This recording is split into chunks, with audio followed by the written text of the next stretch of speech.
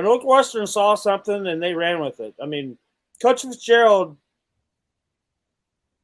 the guy's not a dummy. I mean, he knows how to get his team to win. And what's funny, too, is that after the game, and we'd gone out there on the stadium, and myself and Steve Sipple were doing our stand-up, recapping the game and everything. And Fitz comes walking right by in front of us, and he's like, "Hi guys," and it was just hilarious, and what a great guy. And he goes over. I have shots of it in my recap or my videos, and he's giving Casey Thompson a hug. He's hugging Casey Thompson and propping him up for a while, and then he goes over to Garrett Nelson, does the same thing, hugs him and encourages him. He's hitting on his shoulder pads right there, and then gives him another big hug and stuff. And Fitz is a great guy. I'll tell you. I mean, this guy gets it, and Northwestern is very lucky to have him as their head coach.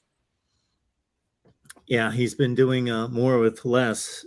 Exactly. For a long time. Ryan Hilinski's not going to wow anyone with his passing skills or his downfield throwing, but as you mentioned before, he got the ball out of his hands. That was by design, of course. And it was a long time into this game before he really made a bad throw. Like, they dropped a couple, but man, at one point he was like 21 for 24. Yeah, he was throwing darts. Yeah. Yeah.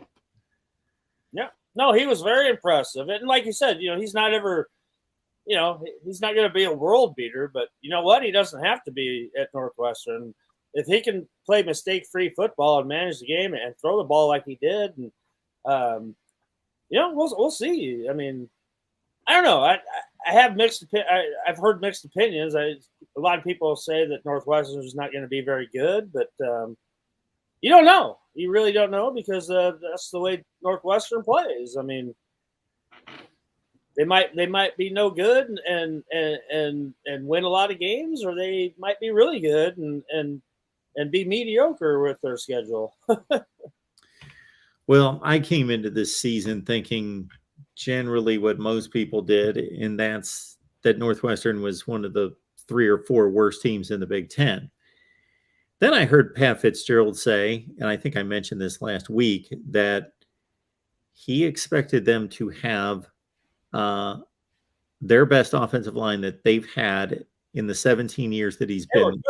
They were good. Yes. And when he says that, he's not just saying that. He doesn't just pass out compliments. So they looked the part, and then he said the defense, which was awful last year, is usually good, rock solid, fundamental. They were awful. Bottom 3 in rushing yardage given up. Worst in the Big Ten. Well, I don't think it's a great defense, but improved. No doubt. 2 running backs that can run the ball. They both ran for close to 100 yards. Yep. A quarterback who's going to be efficient. He's not going to light it up for 500 yards a game, but he's going to be efficient and not miss too many throws or make mistakes. They're going to have to be reckoned with.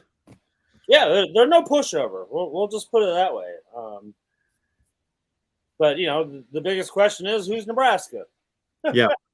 I mean, yeah, we're all scratching our heads around here. That's for sure right now.